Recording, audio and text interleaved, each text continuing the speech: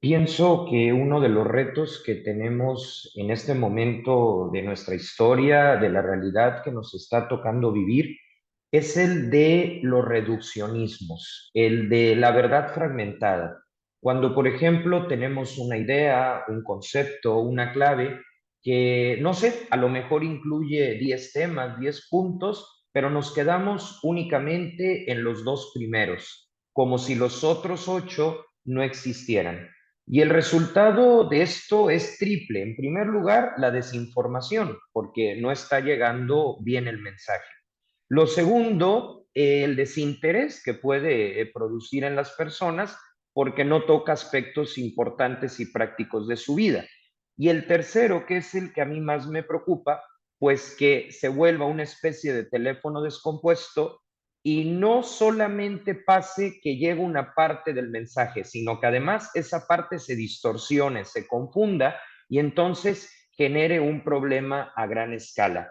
Pienso que en este momento la filosofía nos puede ayudar precisamente a no fragmentar las cosas, los relatos, los conceptos, para que podamos presentar el panorama completo y así evitar estos tres efectos o consecuencias que normalmente se presentan. Y es que realmente no hay ningún tema o persona que no pase por la dificultad de la verdad fragmentada.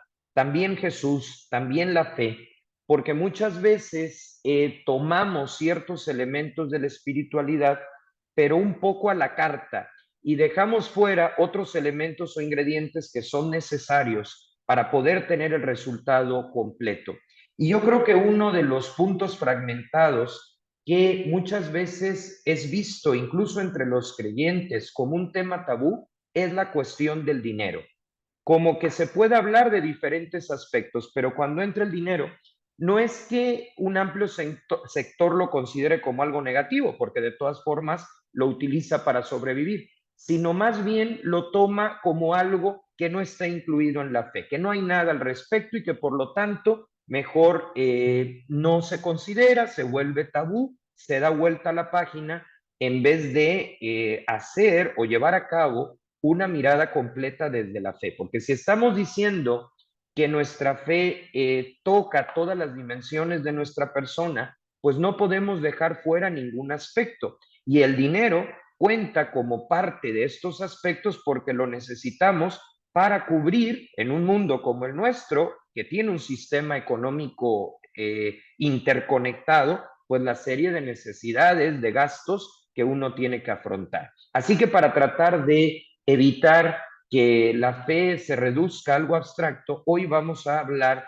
de un tema que yo lo considero interesante y que lleva por título El dinero, lectura desde la fe. Y vamos a comenzar, como casi siempre, desde lo que es una introducción, ya más o menos ahorita les planteé por dónde va el panorama, pero vamos a hacerlo de una forma todavía más clara. Y lo que tenemos sobre la mesa para ponernos en contexto es que la fe muchas veces queda reducida a una práctica semanal de aproximadamente 45 minutos. Es decir, para un amplio sector católico, la fe es algo que efectivamente los domingos o cuando menos en ciertas fechas del año se pone en práctica, como que se vuelve a ella. Pero esto es un reduccionismo. A todo mundo nos queda claro que la misa es el momento central de la fe. Eso jamás lo pondría en discusión.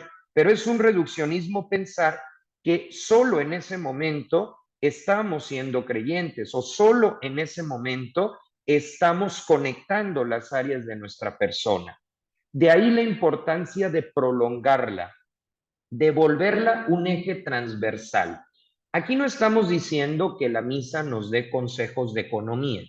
Aquí no estamos diciendo que la misa nos recomiende qué tipo de fondo de inversión nos conviene más. No es un espacio propiamente de datos o de cultura general, no, es una experiencia, pero es una experiencia que nos da pautas desde el cambio interior para saber gestionar nuestra vida y dentro de esa gestión, el dinero, los recursos, el capital humano y los medios materiales. Por eso, la fe va más allá de unos 45 minutos y se vuelve un eje transversal que sirve para aquellos que libremente la vivimos porque hemos encontrado un sentido en ella, pero también esta actitud interior de buena gestión, de orientaciones, le puede servir incluso para aquellos que no la viven, pero que la consideran, que la respetan. Pienso, por ejemplo, en papás ateos que a mí me han dicho, mira, pues yo no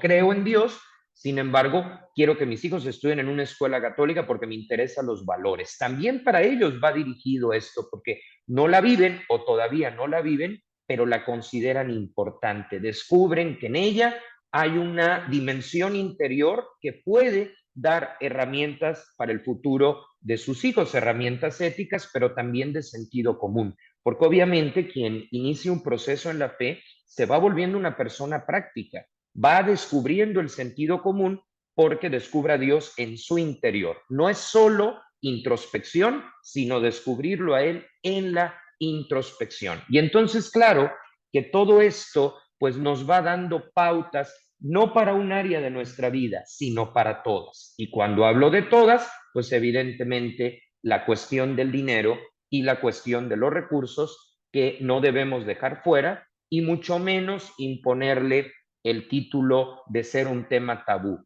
porque las cosas que no se hablan a tiempo, pues tarde o temprano se vuelven una especie de piedra en el zapato y como no queremos eso, pues vamos a ir prolongando.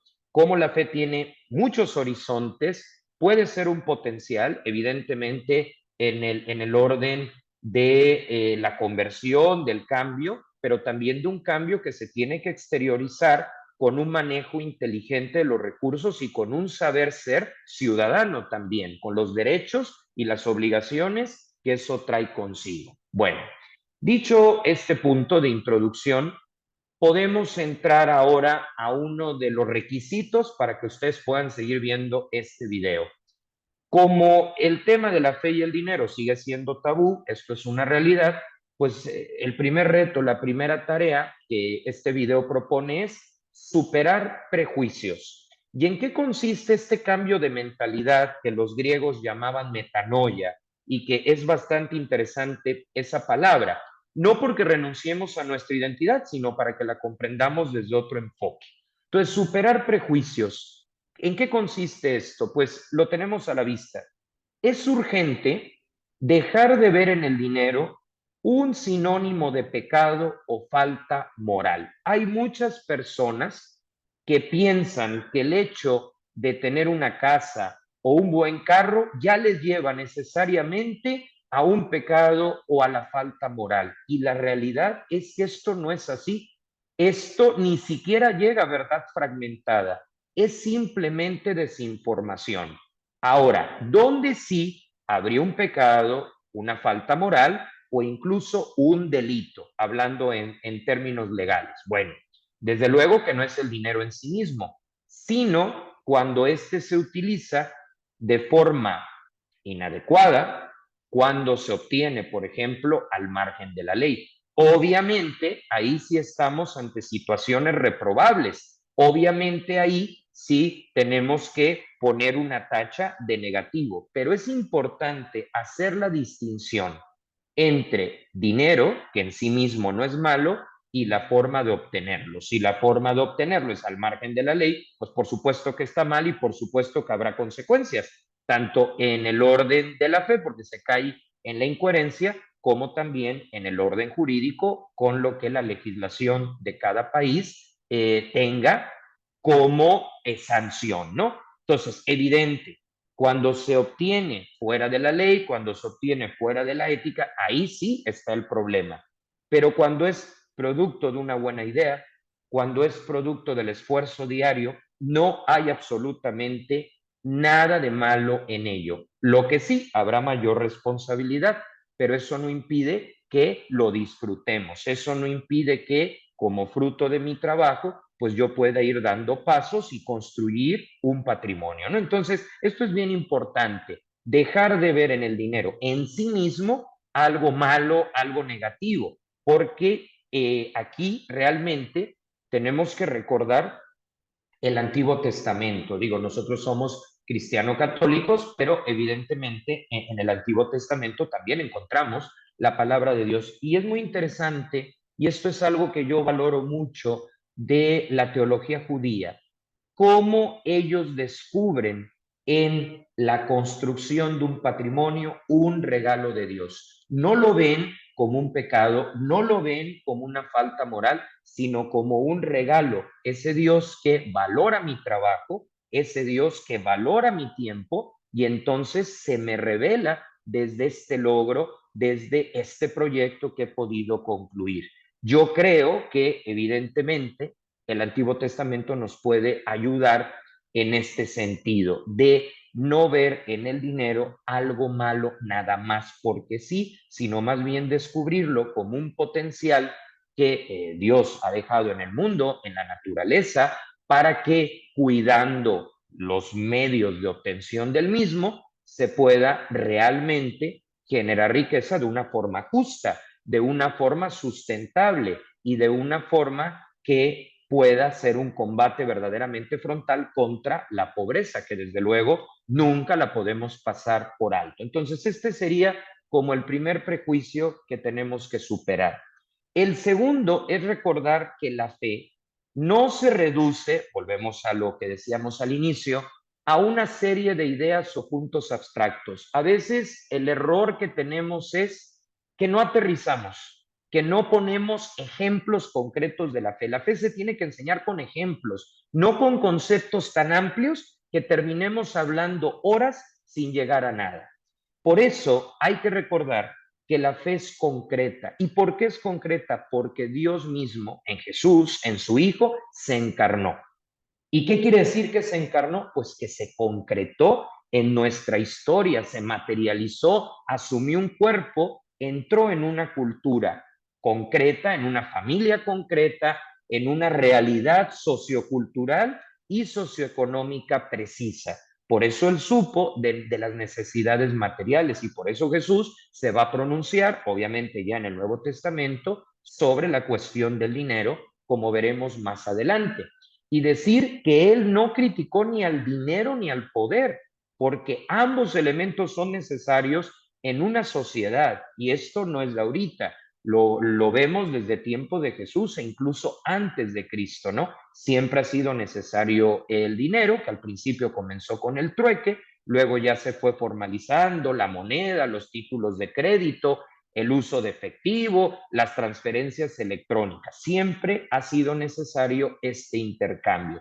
Y también se requiere el poder, porque todos en mayor o menor medida lo ejercemos. Sin poder, la sociedad se destruiría a sí misma. Y voy a poner tres ejemplos de cuotas de poder, de un poder bien llevado, ¿sí? Por ejemplo, es evidente que un profesor, un maestro tiene una dosis de poder, pero ¿poder en qué sentido? Bueno, el poder de mantener el orden, el poder de establecer una serie de criterios académicos de conformidad con el manual, el poder de ser reconocido como profesor y por lo tanto hay alguien que va tomando las decisiones, que escucha a sus estudiantes, que es flexible, pero que al final es el responsable del aula y que en una emergencia tiene que cuidar pues que todo se desarrolle adecuadamente. Si no hubiera ese poder, pues evidentemente el aula sería un caos, ¿sí? Y si lo llevamos a un nivel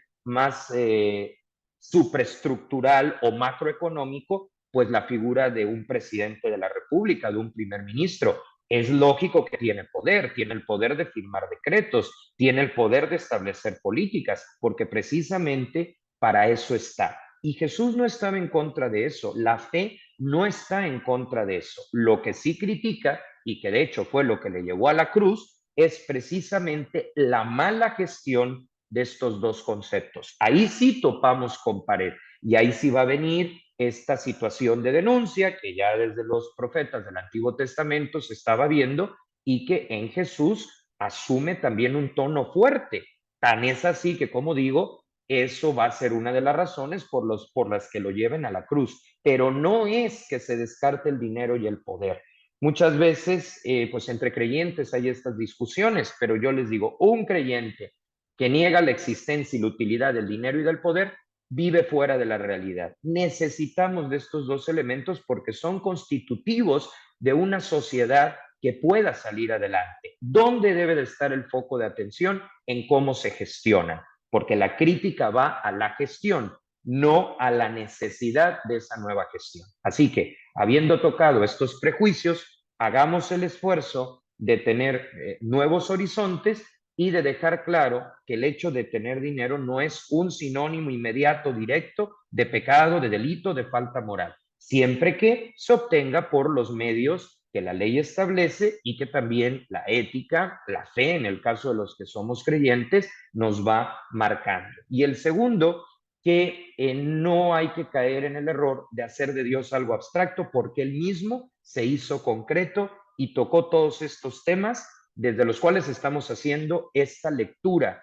Pasar de una fe idealista, completamente irreal, a una fe inteligente, a una fe con los pies en la tierra y a una fe que te constituye ciudadano.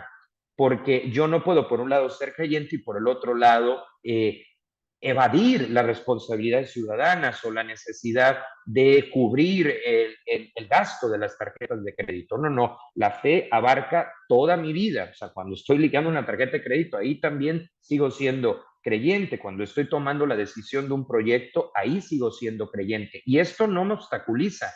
Más bien, y como decía el padre Jorge Lori, la fe sirve como esas vías del tren que no le obstaculizan llegar, sino que precisamente para que no se descarrile, le permiten llegar. Pues esto en cuanto a los prejuicios que era necesario contraargumentar un poco. Ahora, hay aquí algunos criterios que son el núcleo de este video y que obviamente no me los invento yo, es algo que surge de los documentos que la Iglesia propone y que hay que conocer para evitar esos problemas de comunicación, porque hoy hay muchos católicos en el mundo que desconocen estos temas que además de interesantes, son prácticos y son realistas. Entonces hay algunos criterios de fe sobre el dinero. Yo le puse dinero, pero obviamente también cuestiones de economía, de sociología, de finanzas, etcétera. Bueno, primero, obtenerlo por medios lícitos, es decir, permitidos desde el punto de vista jurídico, legal y moral, es un beneficio justo. O sea, de entrada lo que decíamos, tener dinero por medios lícitos es algo bueno y podemos disfrutar de ellos. Pero aquí viene el punto principal. Si bien es cierto que es un beneficio justo, también es una responsabilidad mayor. O sea, lo puedes disfrutar, pero sin perder de vista que es un privilegio, sí, te lo has ganado, pero hay una responsabilidad social. ¿Cuál? Pues pudiéramos poner muchas, pero para mí la número uno es que una persona con recursos, que los ha obtenido de forma lícita, tiene una tarea, una responsabilidad, la generación de empleos. Poner a circular esos recursos para que el lugar donde él se encuentra alcance nuevas posibilidades de inversión, nuevas posibilidades de desarrollo. Así que para mí la primera responsabilidad, no es la única, sería la generación de empleos. Ese es un primer criterio que tenemos sobre la mesa. El segundo, que más bien es una nota aclaratoria, tener recursos no significa falta de humildad o de sencillez. Los ricos no están fuera de la iglesia. Y aquí hay un caso que a mí me parece muy interesante, porque a veces se piensa que si alguien tiene dinero, ya por default es mala persona, ya por default es superficial, ya por default no le va a aportar nada a la iglesia y a la sociedad. Y lo interesante es que si nosotros vemos la historia de la iglesia, tenemos grandes figuras, tanto de aquellas que venían de un contexto pobre y que fueron grandes figuras, pero también tenemos otras que venían de un contexto acomodado, desarrollado y que aún así nos dieron verdaderamente una lección. Y aquí yo me detendría en un caso muy reciente, el del beato Carlo Acutis, un joven italiano que tenía todas las posibilidades económicas habidas y por haber, que disfrutó sanamente de ellas, pero que sin que muchas veces lo supieran las personas de su alrededor, utilizaba lo que él recibía o una parte importante de lo que él recibía semanalmente para dar de comer a los pobres, para llevar almohadas, cobertores en invierno. Un joven que murió pronto, pero que nos cambia la perspectiva, ¿no? Porque podríamos decir, a mí no me gusta ese término porque me parece que la sociedad no debe referirse así, pero era un niño bien, ¿no? Como diríamos en varios países donde hablamos español, un niño bien porque tenía todo resuelto, todo lo que se podía desear, y eso no le impidió para nada compartir esos medios materiales con quien menos tenía. ¿Carlo Acutis era humilde? Sí. ¿Carlo Acutis tenía dinero? Sí. Pero ¿qué hace Carlo Acutis? Se supo parte de la iglesia y gestionó, obviamente acorde a su edad. Si él hubiera vivido más años, seguramente habría hecho un proyecto no solo de limosna, sino también de transformación social, pero lo hacía desde la fe. O sea, él entendió que el dinero era un instrumento de hacer el bien. Por lo tanto, tener recursos no necesariamente significa falta de humildad o de sencillez. Que hay casos donde sí hay falta de humildad, sí, pero eso es por la educación de la persona, por su proceso y no por el dinero en sí mismo. Otro tercer criterio es para ayudar se necesita capital. Esto es una realidad. No se puede en el nombre de la fe despreciar el capital, porque si ponemos un hospital para personas de escasos recursos, hay que pagar luz, hay que pagar agua, hay que pagar todo tipo de medicamentos, los procesos de desinfección de los quirófanos, hay que pagar impuestos. No llega uno a la farmacia y por decir, fíjate, es que ayudamos mucho, te lo van a regalar. Sí, por supuesto, este capital tiene que ser legal. Los procesos de donación tienen que hacerse con transparencia. Pero es un hecho que los creyentes que refutan la existencia del dinero, pues no van a poder ayudar porque para ayudar se necesita. ¿Qué ha hecho la Iglesia? Pues a través de los principios de la doctrina social ha ido comprendiendo, por ejemplo, a nivel de colegios, que los colegios más grandes, más desarrollados, los que tienen más ingresos, los llamados obras generadoras, ayuden a las instituciones que están en la periferia tratando de combatir la pobreza y dando voz a quien no la tiene. Pero se necesita capital. Entonces yo a veces cuando escucho esos proyectos idealistas de vendámoslo todo y vámonos con quien menos tiene, hombre, claro que admiro la disposición, pero las personas que menos tienen te van a agradecer más que no andes malbaratando el patrimonio, incluso el patrimonio de la iglesia, sino que mejor generes un programa sustentable, sostenible, que les permita mayores oportunidades de estudio y de empleo. Hay que aprender a ser realistas. La fe nos lleva a ser realistas y a compartir los recursos, pero de forma inteligente. Y a propósito de esto, hay una anécdota. Cuando el Papa Pablo VI tuvo su misa de entronización con la tiara y demás elementos, ¿sí? Él entró en un conflicto personal y dijo, oye, ¿sabes qué? Creo que hubo demasiada ostentación. Y entonces decide vender la tiara, subastarla, para poder ayudar a las personas de escasos recursos de Milán. Él en un primer momento vio en ello una solución, se lleva a cabo la subasta, hubo posibilidades de ayudar, pero al poco tiempo él preguntó que qué había pasado con esos recursos y le contestaron pues que se habían acabado y las personas de escasos recursos seguían siendo de escasos recursos. Y entonces ahí el Papa Pablo VI comprendió. Luego la tiara se recuperó, un grupo de personas la volvió a comprar, la regresó pues a un lugar propio de los elementos litúrgicos de la iglesia, etcétera. Y entonces él entendió que el simple hecho de vender y dar no resuelve nada, sino más bien vender e invertir o gestionar, pero no es simplemente, como dicen algunos, pues que se venda todo, no, porque si yo doy, doy y doy y no invierto, no genero proyectos de evangelización y proyectos de desarrollo social, pues va a pasar eso, que sí, la subasta funcionará, pero durará poco. Entonces, a mí la vida del Papa Pablo VI me parece excelente porque él mismo tomó nota de esa situación y en la Populorum Progressio presentó iniciativas realistas, iniciativas que nos pueden ayudar hoy y que no tienen nada que ver con andar vendiendo hasta la licuadora, ¿no? Sino ir un poquito más allá. Otro elemento, otro criterio importante es el siguiente. Nuestras fuentes, porque como digo, esto no nos lo inventamos, es una reflexión ya de varios siglos que se va actualizando, que se va enriqueciendo.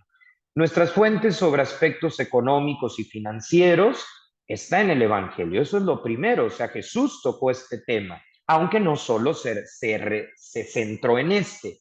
Y ya de modo más desarrollado lo tenemos en la doctrina social de la Iglesia, que va desde el Papa León XIII, que la inició formalmente con su encíclica de las más famosas de la historia, que se llama Rerum Novarum, de las cosas nuevas. En esta encíclica, el Papa León XIII, yo la estudié en la carrera de Derecho porque fue muy innovadora. De hecho, hay varias leyes del trabajo en distintos países que incorporan ideas que dio el Papa León XIII en cuanto a los derechos y a las obligaciones, tanto de los propietarios de los medios de producción, los empresarios, como también de los trabajadores. Entonces, León XIII inicia con esta encíclica, la Rerum Novarum, una serie de reflexiones donde la fe se va a aterrizar a la realidad social, a lo que sucede en las calles. Y cada papa y grupo de colaboradores y de colaboradoras han ido enriqueciendo esto. El Papa Francisco, pues desde luego también en las últimas entrevistas que ha dado con motivo de sus 10 años de pontificado, ha tocado varias veces, y me ha parecido excelente, el tema de la doctrina social. Y en su momento, Juan Pablo II pidió que para que los investigadores no perdieran tanto tiempo buscando los documentos aislados, él pidió que se hiciera un compendio, y ese compendio actualmente existe, se sigue actualizando y está disponible de forma gratuita en PDF en muchos idiomas, ¿no? Y es precisamente toda esta reflexión que yo estoy tratando de sintetizar, aunque mi mensaje es más bien una fe realista, una fe inteligente, una fe que ayude a los más necesitados, pero desde el sentido común y con un proyecto, no simplemente ir a ver qué pasa, porque esas improvisaciones dañan, ¿sí? Bueno, otro de los puntos importantes es no confundir austeridad con pobreza. Evidentemente, a alguien que sigue a Jesús le toca ser austero, pero hay que tener cuidado, porque algunos sectores históricamente han dicho que el catolicismo genera pobreza, ya sea en cuanto a la mentalidad o como si la promoviéramos, como si creyéramos que ese es el estado de privilegio espiritual más grande, y no es así. ¿Qué sí es? Lo que sucede es que evidentemente nosotros en las personas afectadas por la pobreza vemos una prioridad. ¿Por qué? Porque son víctimas de la injusticia, víctimas de la indiferencia. Entonces, la iglesia toca el tema de la pobreza, pero no porque quiera que se queden en ese estadio, sino para hacer conciencia entre el sector empresarial, la sociedad civil, la sociedad organizada, para ayudarles. Entonces, no se exalta la pobreza, sino que se exalta la necesidad de combatirla. Lo que sí es muy nuestro es la austeridad. ¿Cuál es la diferencia entre austeridad y pobreza o pauperismo? Porque sobre todo el problema está en esto tercero. La austeridad es consumir de acuerdo a lo que voy necesitando. ¿Sí? Si yo necesito un reloj, pues tengo un reloj en vez de 15, ¿no? Si yo necesito un vehículo con ciertas características porque tengo que atravesar terracería, bueno, pues compro ese vehículo especializado 4x4. ¿Por qué? Porque lo necesito. La austeridad tiene que ver, sí, con gastar, porque la tacañería tampoco es algo cristiano, pero hacerlo de acuerdo a las circunstancias, de acuerdo a las necesidades y no en exceso. En cambio, la pobreza es la carencia. Por ejemplo, que yo necesito para ser abogado mi computador y una impresora y no la tuviera, ¿no? O el no tener acceso al salario mínimo, o el no poder comer el día de hoy. Eso es pobreza, no es austeridad. Entonces, el modelo económico que propone la fe es austero, más no pobre, porque pobre habla de carencia, habla de vacío, y no es así como nos toca. O sea, no se trata de morirnos de hambre, porque nosotros necesitamos también cierta fortaleza para llevar la ayuda directa o indirectamente a quien menos tiene. Y sobre el tema de la pobreza es prioridad, sí, porque hay una necesidad de justicia y la fe no puede ser separada de las obras. Otro de los puntos fundamentales es, y a lo mejor esto le suena novedad, que la educación financiera forma parte de la conciencia del creyente. Vuelvo a lo mismo. Eso de tener fe solo 45 minutos a la semana, pero no preocuparnos por cómo cuidamos a las personas, en primer lugar, cómo es nuestro modo, cómo atendemos, cómo acompañamos y sobre todo esa separación que el Papa Francisco la ha criticado y tiene toda la razón entre bolsillo, finanzas y fe, no es coherente. El que no crea, que haga lo que crea conveniente, pero los que sí creemos debemos de entender que la fe forma nuestra persona y que no vale esa visión rudimentaria de yo solo rezo, pero no pongo atención en las finanzas. Yo solo rezo, pero no me interesa cómo van las elecciones. Yo solo rezo, o sea, que se encierran en un fideísmo que más bien se vuelve una burbuja. No, el ser creyente también significa educación financiera. Es decir, implica cultura general, implica en la medida de nuestras posibilidades ser ciudadanos, ser personas preparadas, ser personas creíbles. Es verdad, para ir al cielo no hace falta estudiar educación financiera, en eso estamos de acuerdo. Para ser santo no hace falta estudiar educación financiera, pero les puedo asegurar que si se tratara de un santo y tiene la más mínima posibilidad de prepararse, lo haría. ¿Por qué? Porque no es el título por el título, no es el diploma por el diploma, es la actitud de ir a más, descubriendo en ese más a un Dios que llama a ser ciudadanos. O sea, yo, por ejemplo, una persona que habla de rezar, pero que tira basura en la calle, hay una incongruencia. Una persona que habla de la pobreza, porque no ayuda a los pobres, es una incongruencia. Entonces, si de verdad somos creyentes, si de verdad estamos creciendo en la fe, pues vamos a crecer en la conciencia. Y si crecemos en la conciencia, vamos a detectar que esta conciencia mía tiene necesidades que resolver y una de ellas es la de las finanzas. El simple hecho de que yo pueda hacer este video, que tiene una línea filosófica, una línea jurídica, pero también de fe, pues parte de recursos materiales y tangibles que yo tengo que aprender a usar, que yo tengo que aprender a administrar para llevarlo adelante. Yo diría que un gran ejemplo de educación financiera han sido los fundadores y fundadoras, los que han llevado una vida ejemplar, que afortunadamente han sido la mayoría, que hacían mucho con poco, por la fe, porque Dios actúa, pero también porque sobre la marcha iban considerando todos estos elementos para hacer realista la misión. Bien, damos paso a los últimos criterios, es una segunda diapositiva, y aquí vamos entrando ya ahora sí en el punto principal. En esta lectura de fe sobre el dinero, destaca la reflexión sobre la economía social de mercado del Papa Juan Pablo II, que es un gran aporte. El Papa Francisco lo ha retomado y lo ha subrayado como que sigue estando vigente, y yo estoy de acuerdo, y nos dará para un video posterior. Luego, un segundo criterio: la Iglesia, comunidad de creyentes presente en los 5 continentes, debe gestionar mejor sus recursos.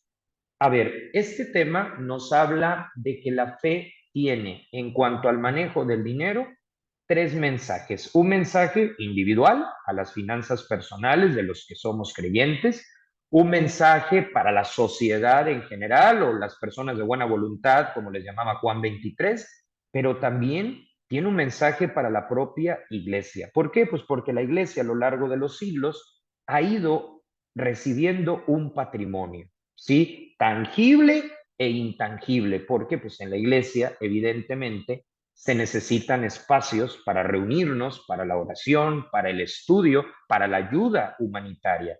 La iglesia, pues en todos los países que cuentan con Estado de Derecho, es una persona moral, legalmente reconocida. Es cierto que el principal objetivo de la iglesia no es ni siquiera ser una persona moral, el principal objetivo es comunidad de bautizados, pero es un hecho que si se quiere llevar la fe al mundo de hoy, pues también se tienen que cubrir requisitos jurídicos, porque tampoco es válido decir, yo me salgo del sistema legal. Si este sistema legal es justo y te está pidiendo una reglamentación que no atenta contra tus valores, pues claro que hay que constituir a la persona moral. Y pues las personas morales también tienen patrimonio, lo sabemos bien en el marco jurídico. Entonces, la iglesia ha recibido este patrimonio, pero aquí a veces lo que sucede es que se olvida que ese patrimonio es gracias a millones de católicos que a lo largo de los siglos han trabajado o que incluso han puesto de su propio bolsillo. Y no se vale, eso es bien importante, actuar como por ejemplo ese tipo de heredero que no le costó trabajo nada de lo que hizo y que lo recibe con indiferencia, acepta la herencia, pero sin perspectiva de futuro. Hay que tener cuidado con esto. Yo en una conferencia que di precisamente sobre criterios éticos de administración y que era una congregación religiosa, yo les decía esto. A muchos de ustedes pues ya les tocó la infraestructura construida. No actúen como ese heredero ingrato. Y sonó fuerte, pero es real.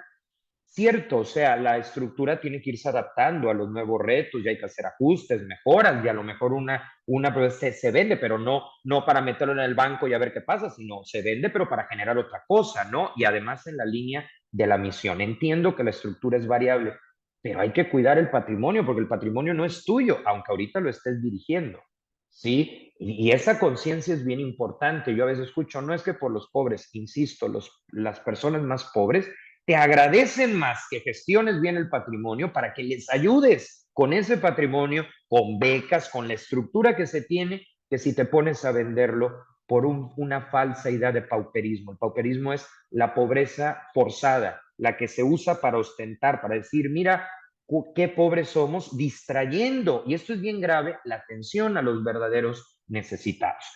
¿Qué criterio debe o se propone para la iglesia y sus recursos? El primero, eficiencia. El segundo, transparencia. Y el tercero, coherencia. Eficiencia. Se debe de administrar bien. Debe de haber balance de resultados. No vale confiarle el patrimonio eclesial a personas que yo no dudo que tengan buena voluntad. Pero si no tienen la preparación, es hora de iniciar un proceso de profesionalización, porque no es dinero tuyo o de ellos, sino de toda una comunidad que a lo largo de los siglos lo ha ido construyendo y lo ha ido construyendo para un fin. Entonces, profesionalismo. Lo segundo, transparencia.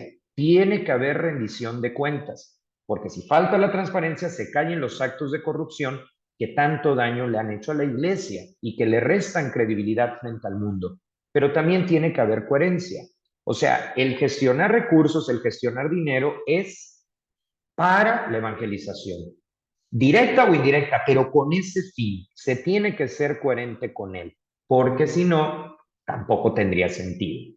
Luego, evangelizar implica formar. O sea, evangelizar no es simplemente decir que Jesús te salvó. Eso es lo principal, es el punto de partida, es el primer anuncio, pero te tiene que llevar a una renovación de la persona, a una expansión, a lo que la educación católica ha llamado educación integral. Entonces, evangelizar es también combatir el machismo, evangelizar es también ampliar la mirada, evangelizar es también un manejo de las finanzas personales adecuada para no caer en el derroche. Eso sí es pecado porque impide un manejo inteligente y responsable de los recursos. Otro criterio es ahorrar por ahorrar en lugar de invertir, es un punto que debe cuestionarnos. A ver, por supuesto que hay que ahorrar, porque ya lo vimos con la pandemia. O sea, de pronto los ingresos desaparecieron y las instituciones y empresas que lograron salir adelante fueron las que tenían ahorro y las que habían comenzado a invertir en desarrollo tecnológico. Mientras que las que no tuvieron ahorro y desarrollo tecnológico desaparecieron. Entonces, ahorrar no es malo, pero a veces ahorrar también puede ser contrario a la fe. ¿En qué sentido? Ojo, ahorrar está bien, pero solo ahorrar es lo que es contrario a la fe. Entonces, ¿qué hacemos? Una parte se ahorra y una parte se invierte. ¿Por qué es necesario invertir? Por lo que decíamos de la responsabilidad social. Si tú inviertes, ganas más, pero también generas que la sociedad tenga nuevas oportunidades y posibilidades de empleo. El dinero estacionado en cierta forma podríamos decir que no es ético. Repito, entonces, ¿está mal ahorrar? No, está mal solo ahorrar. Aparte de ahorrar, hay que invertir, o sea, hay que ponerlo a circular. hay que utilizarlo estratégicamente, sí, para beneficio propio, pero también para beneficio de la sociedad, que es donde entraría esta reflexión sobre la economía social de mercado de Juan Pablo II. Otro de los criterios nos habla de que es necesario poner los medios para que las personas de escasos recursos puedan iniciar procesos de liberación. Aquí cuando digo liberación, no me refiero a la dialéctica marxista, que aunque yo la he estudiado y demás, no considero para nada que sea el instrumento propio de la Iglesia. O sea, yo creo que la teología de la liberación en su rama más radical no responde y más bien se volvió teología de la secularización. En lo que sí estoy de acuerdo, porque no todos los teólogos de la liberación eran de la misma línea, con lo que sí estoy de acuerdo, y que de hecho el cardenal Ratzinger en aquella famosa declaración sobre la teología de la liberación, él reconoció y me parece perfecto, dijo, el problema es la dialéctica que están usando, no así la necesidad de liberar al pobre de la pobreza. Entonces, liberar al pobre de la pobreza en el sentido católico es eso, o sea, generar bolsas de trabajo, buscar convenios internacionales, si es una zona de cultivo, enseñarles la rotación de cultivo dentro de un marco respetuoso de la fe y no desde una ideología política. Y por último, todo proyecto pastoral de acción social implica que sea sustentable. Y aquí pienso en Don Bosco. Cuando Don Bosco genera en Turín el oratorio y la obra salesiana que vino después, Don Bosco utilizó criterios, si se quiere, primitivos, pero muy interesantes, sustentables. Les enseñaba un oficio para que el día de mañana que salieran del oratorio, porque ya tenían la edad, pudieran irse ganando un lugar en el contexto económico. Eso es sustentable. Salían con un oficio. Obviamente ahorita, bueno, ya por ello los salesianos han aumentado sus ofertas y opciones académicas, pero esto es sustentable. No es, me voy allá con ellos y a ver qué sale. No, no, me voy pero con un proyecto. Y eso es la sustentabilidad que desde la fe puede aplicar al dinero. Y bueno, para ya ir terminando, pues conviene, si estamos viendo el dinero desde la lectura de la fe, pues vamos a ver qué enseñaba Jesús al respecto. Y aquí el Evangelio de Lucas, él era médico e historiador, por eso me gusta mucho cómo redacta, nos plantea esta parábola, ¿no? Del rico insensato, que no es una crítica al rico, sino a su falta de sentido común.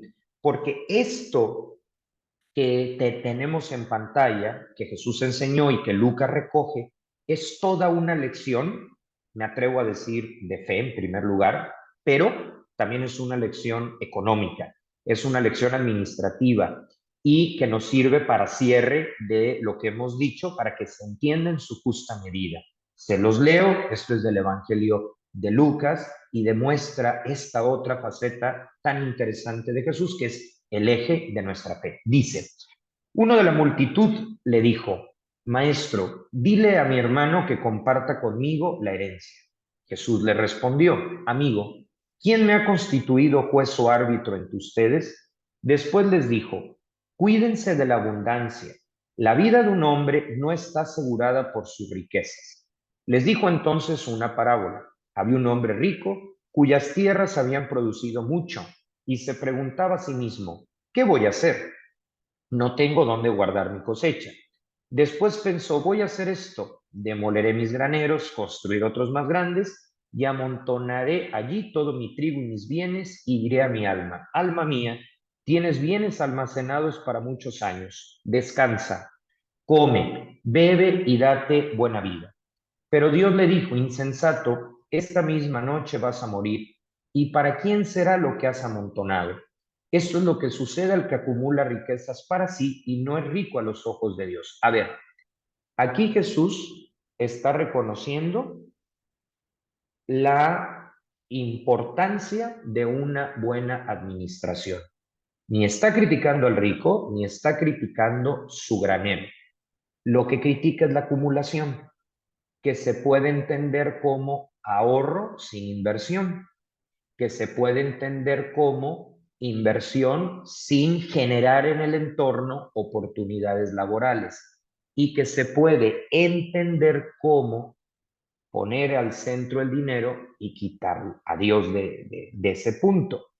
La crítica, una vez más, no es a la cosecha, no es a la producción, no es al hecho de ser propietario, no es a la propiedad privada, sino a la falta de visión, a ese ahorro que no tiene plan, a ese ahorro que no tiene proyecto. Y con esto podemos entender desde el propio Jesús, que es la clave, por supuesto, de todo esto, lo que les he querido transmitir de mayor responsabilidad financiera, quitando esos mitos que a veces pesan sobre el tema.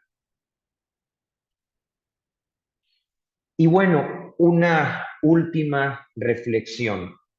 Eh, ¿Cómo una asociación civil o una institución de ayuda, sea o no sea religiosa, puede encontrar en Jesús el sentido de todo este tema que hemos tratado?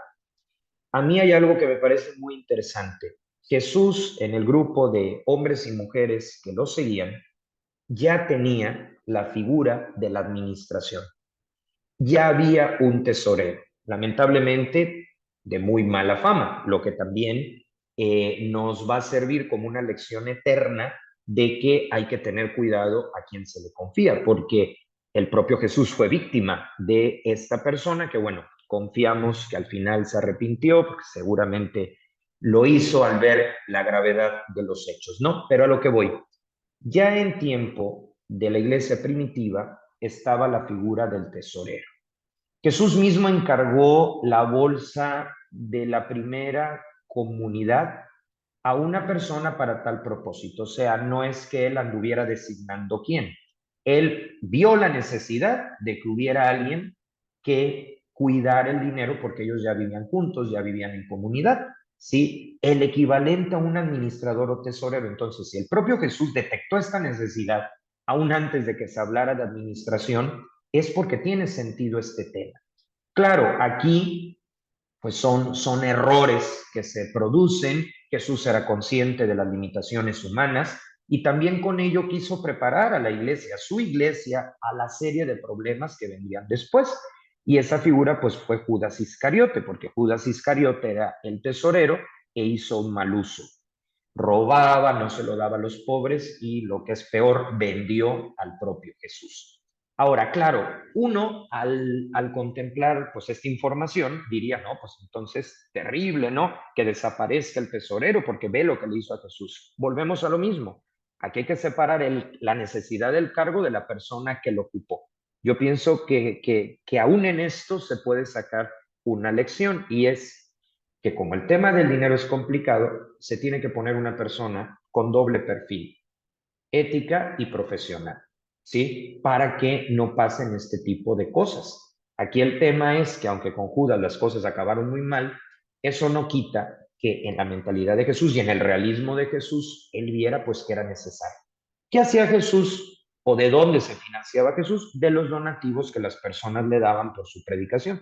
Jesús era muy exigente, como debe de ser, pues era el Dios hecho hombre, el bien hecho persona. Jesús siempre se esforzó para que esa bolsa sirviera, para que los discípulos y a las demás personas, a las mujeres que le seguían, no les faltara nada, y también para dar ayuda a los pobres.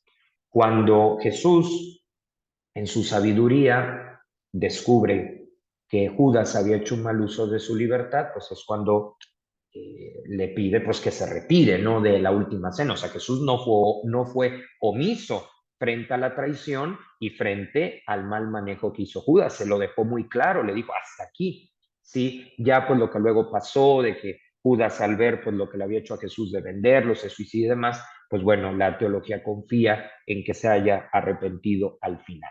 Pero el punto, más allá de esto, es que Jesús, dentro del contexto de la primera comunidad que él mismo formó, tuvo claro que era necesario cubrir gastos relativos a la misión. Por lo tanto, llegamos ahora al último punto, que son las conclusiones. Con estas tres terminamos este video y pues les invito a dejar sus comentarios para sugerir pues nuevos abordajes porque creo que es algo muy necesario y muy en la línea de nuestro canal. Número uno, el dinero, así como los conceptos más amplios de economía, administración y finanzas, tiene un sentido en favor del desarrollo social, o sea, no son conceptos propios de un enemigo, sino más bien herramientas para ponerlas a favor del desarrollo social y ayudar de forma realista, de forma inteligente a combatir la pobreza y no de forma ideológica. Número dos, la fe no se opone al dinero. Lo que hace es formar personas que sepan gestionarlo con eficiencia, transparencia y coherencia. Y aquí, pues, la invitación concreta es a las universidades católicas, ¿sí?, a que vayan profundizando más en esta nueva visión del dinero desde la fe, eficiencia, transparencia y coherencia. Esto es evangelizar también. Y la tercera conclusión, la Iglesia, partiendo de los puntos anteriores, tiene que seguir haciendo lo suyo, o sea que también la Iglesia en sus instituciones, en su patrimonio, pues tiene que aplicarlo porque así demuestra que es creíble y eso atraerá a otros sectores, muchos de ellos alejados, a que también lo contemplen. Pues con esto terminamos este video que ha tratado de hacer ver que la fe obviamente tiene un elemento profundamente espiritual, pero también algo que decirnos en el manejo ético, pero también eficaz, porque se trata de las dos cosas, de las finanzas, tanto en el ámbito individual como también en el ámbito colectivo o institucional.